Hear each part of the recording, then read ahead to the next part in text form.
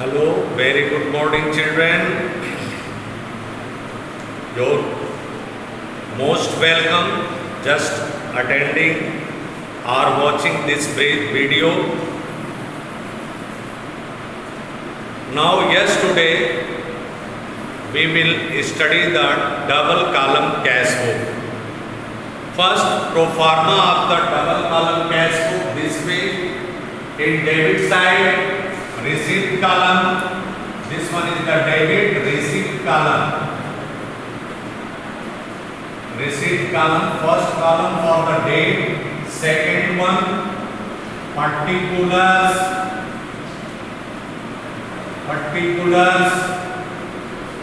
third one voucher number,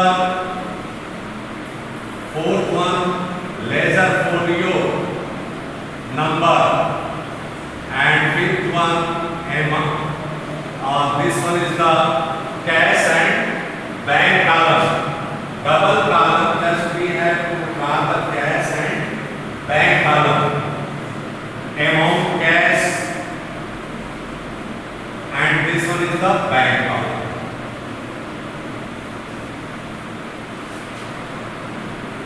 In payment column, credit side, also the date, particulars,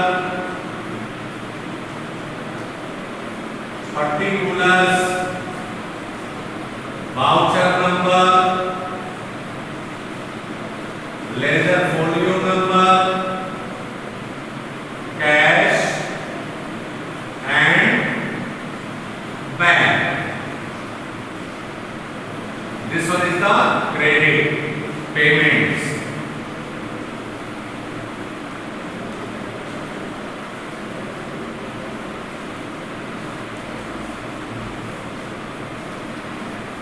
Regarding the question number 7 in your book that is given,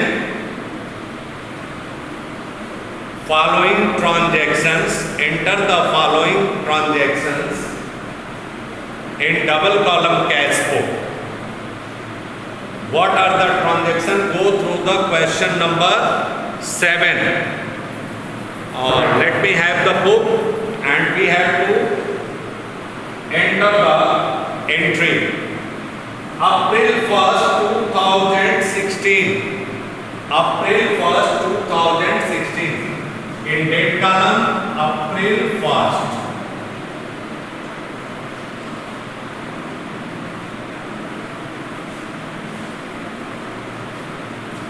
Balance of cash in hand rupees 2000 and at bank 12,000. आपके cash book का जो balance है, जो show कर रहा है cash book, वो है 2000 रुपये और बैंक में 12,000 रुपये. So you can write to balance this way, to balance in debit receipt column. आपके पास 2000 रुपये हैं, कैश में आपने लिख दिया 2000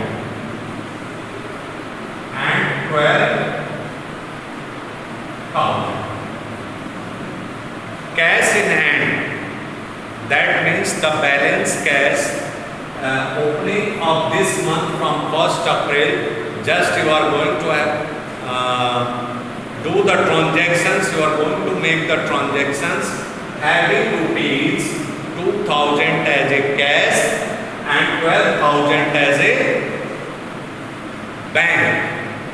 बैंक में आपके 12,000 रुपये और कैश में आपके 2,000 रुपये आपने रिसिप्ट कॉलम में बैलेंस के रूप में दिखा. अब अगला ट्रांजैक्शन क्या हो रहा है? Receipt cash from Madhav. Receipt column, आप माधव से कैश प्राप्त कर रहे हैं, तो किस डेट को? 3 अप्रैल को. किससे प्राप्त कर रहे हैं? टू माधव.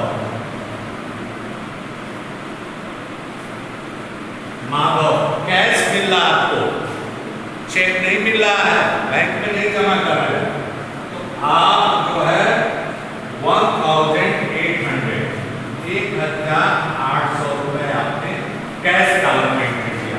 बैंक कॉलम में कोई एंट्री नहीं होगा रिसीविंग का. कैश सेल्स, नगद बिक्री 5 तारीख को भी कर रहे हैं। On 5 April 2 sales cash column में एंट्री करेंगे। In cash column 1000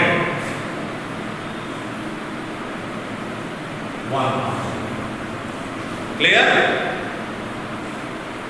On 6 purchased by check means when you purchase the goods and payment is being made through the check, cheque के द्वारा आप पेमेंट कर रहे हैं, आपका कैश नहीं जा रहा है, तो चेक कहां से कैश होगा? इन कैश होगा बैंक से। तो आप पेमेंट कॉलम में 6 को बाय परचेज लिखेंगे, अप्रैल 6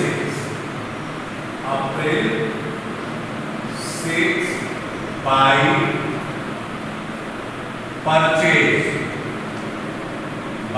purchase amount 745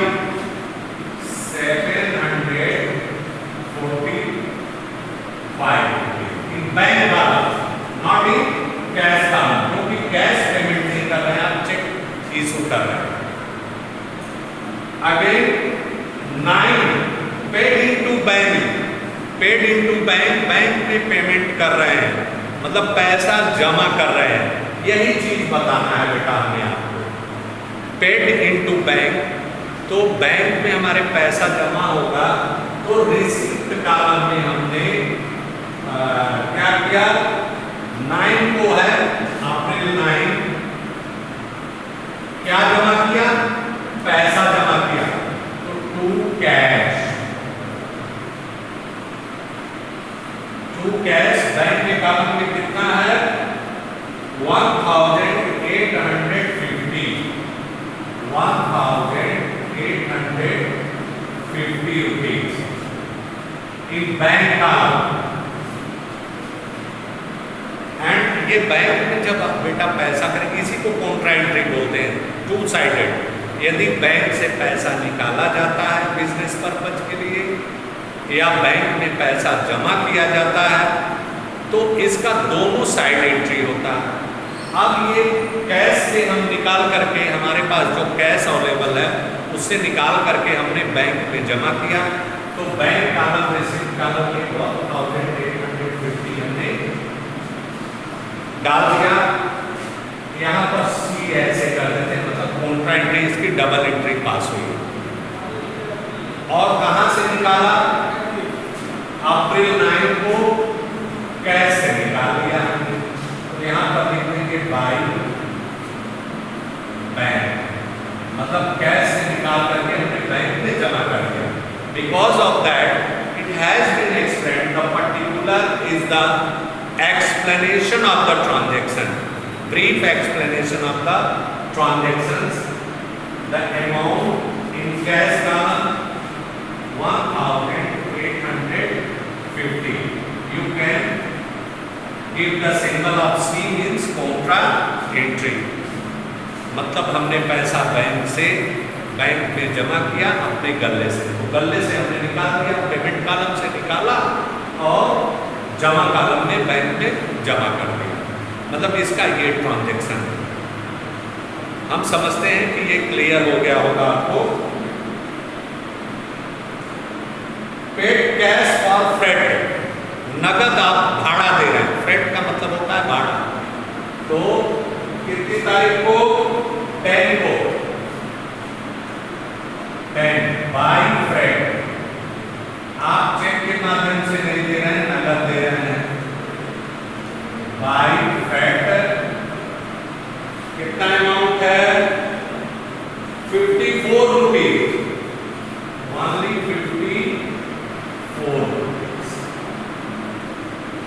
54 rupees in cash column you have to enter. आपको कैश कॉलम में एंटर करना होगा, क्योंकि आप नकद दे रहे हैं, चेक के माध्यम से पेमेंट नहीं कर रहे। देखिए कितना आसान है, how easy this one. Entering the transaction in double column cash book, whatever the payment made through the cheque in bank column, and in cash column. Due from bank for office use. अब bank से पैसा निकाल रहे हैं, bank से पैसा निकाल रहे हैं तो पैसा ऑफिस यूज के लिए ला रहे हैं, तो आपके गले में आ रहा है। तो आप यहाँ पर 12 को 12 टू बैंक नरेशन में देंगे कि बैंक से हमने पैसा निकाला और कैश कॉलम में जमा कर दिया, कितना 600 और इधर बैंक कॉलम से आप निकालेंगे। आप 12 को बाय कैश, हमने बैंक से कैश के रूप में कितना पैसा निकाला 600। यहाँ पर बैंक कॉलम के पेमेंट में आपने एंट्री कर दी। देखो एक बार फिर पुनः again I would like to explain this one. Withdrew from bank, bank से हमने पैसा निकाला तो हमारा लॉकर जो कैश है वो बढ़ गया, कैश कॉलम में हमने जमा कर दिया, ये भी कॉन्ट्रैक्ट में है। सी से कैश में जमा किया टू बैंक लिखा नरेशन, मतलब कैश में पैसा कहाँ से आया, कैश में बैंक से आया, और हमने बैंक से क्या किया, यहाँ पर पेमेंट कॉलम में 600 रुपए कैश का निकाला, तो इधर by cash. Clear? It's a trick. जमा करेंगे तो कैश लिखेंगे, निकालेंगे तो टू बैंक रिसीट कॉलम में लिखेंगे, उधर वही चीज on the opposite. 13 issued a check in favor of Mr. Arun and Sons, Messrs. Arun and Sons for 985। Arun and sons को आप पेमेंट कर रहे हैं चेक के माध्यम से, तो आप यहाँ पर लिखेंगे 13 को by messrs Arun and sons, messrs Arun and sons. किस माध्यम से पेमेंट कर रहे हैं आप, चेक के माध्यम से, तो बैंक कॉलम में 985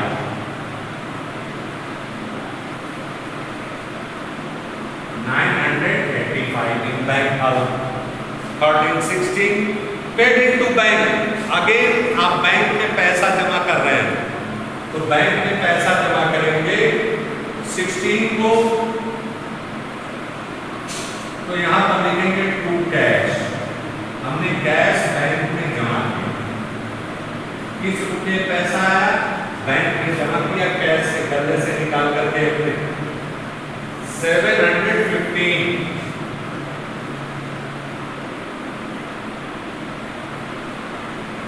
This one is also the contra entry, and 16 को by बैंक, हमने कैश जो निकाला था वो कितने का निकाला है,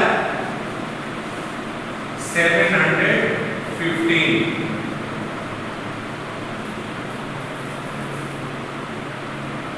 715 रुपीज हम पुनः बैंक में हम जमा कर रहे हैं, तो 715 रुपए हम जो है कैश कॉलम से निकाल करके पेमेंट कॉलम में डालेंगे और 715 बैंक में जमा करेंगे, मतलब इस जेब से निकाला इस जेब में डालेंगे।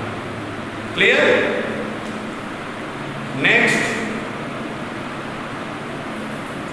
Due cash for his sons birthday party, bank से आप 175 रुपए निकाल रहे हैं, but this one is for personal use, so the contra entry can not be made. आप बैंक से निकालेंगे तो यहाँ लिखेंगे बर्थडे पार्टी के लिए निकाल रहे हैं आप, बिजनेस एक्टिविटी के लिए नहीं है 17 को, तो आप लिखेंगे उसे बाय ड्राइंग, निजी खर्च के लिए है बेटा, बाय ड्राइंग, by drawing कितना बैंक से निकाला आपने? 175। 175। Next transactions 19 received a check from Naveen for 380 and deposited it into bank on the same day.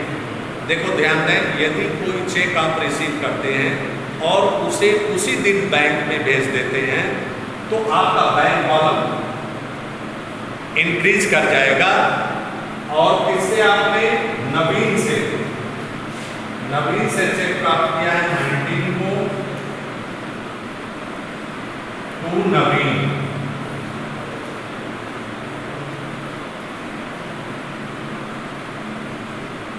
₹380 rupees.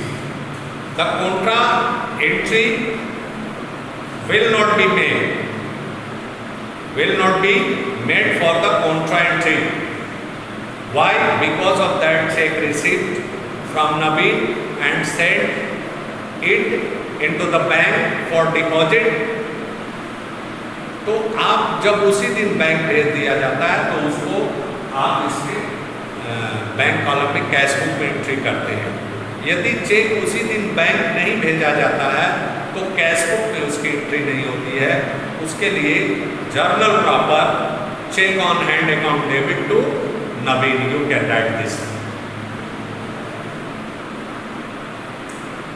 20 को कैश सेल्स है ऑन 20 कैश सेल्स, 2 सेल्स नगद बिक्री किया है आपने। 2 सेल्स कितने का? 200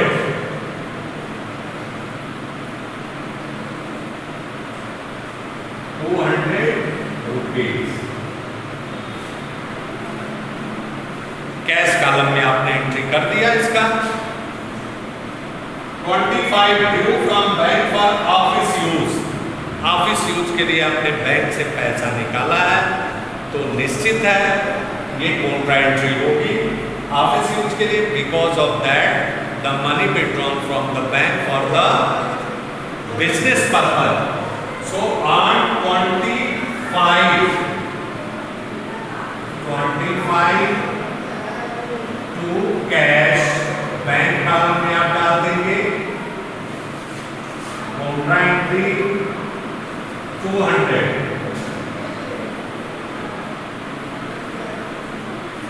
एंड ऑन 25 कैश से निकाल देंगे बाई कैश से निकालकर हमने कहा डाला brief explanation in particular column bank में डाला है।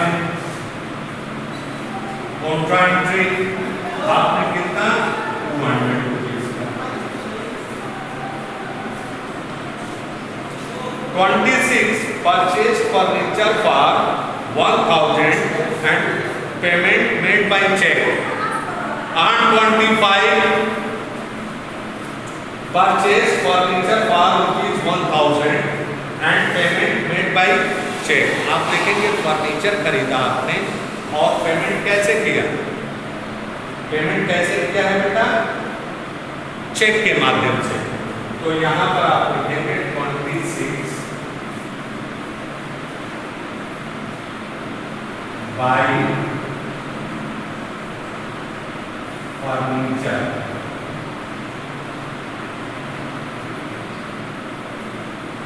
कितने का लिया है फर्नीचर? 1000।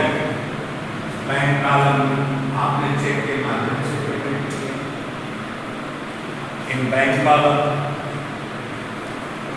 नवीन cheque dishonoured bank charges 5 rupees. Naveen ने जो चेक दिया था वो डिसऑनर हो गया, इन कैश नहीं हुआ। तो नवीन के खाते में आप डाल देंगे। नवीन का चेक कितने का था? 380 रुपीज का। 380 रुपीज का हो गया। अब ये डिसऑनर हो गया। डिसऑनर हो गया तो 385 रुपीज आप 27 को बाय नवीन, बाय नवीन। अब इनसे पेमेंट कितने का ले लिया? 380 का था तो 385 का। 5 रुपीज बैंक चार्जेस लगा हुआ है, तो यहां पर अमाउंट लिखेंगे 385 इन बैंक का।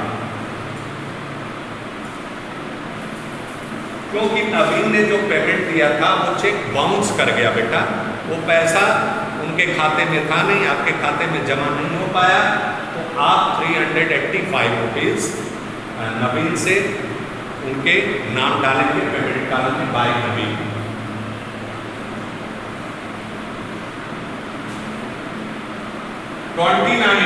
Purchase business premises, payment made by cheque 12,000 by business premises. 29 by business premises. आप बिजनेस के लिए जो सामान स्टोर वगैरह खरीद रहे हैं वो 12,000 का खरीद रहे हैं और चेक के माध्यम से उसका पेमेंट करें 12,000।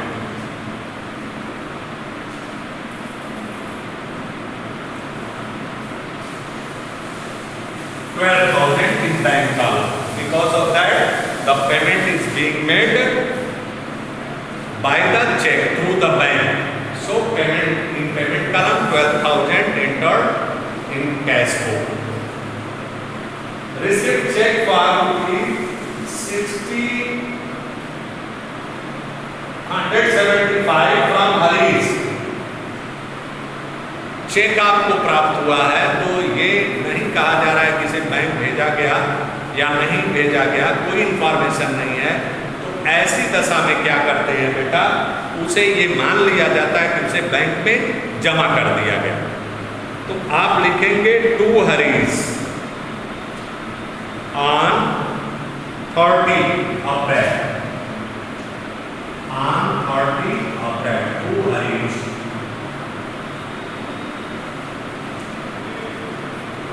बैंक कॉलम में जमा कर देंगे आप कितना? 675। 670। Now these are the transactions entered in the double column cash flow. Now the next step, balancing the both the amount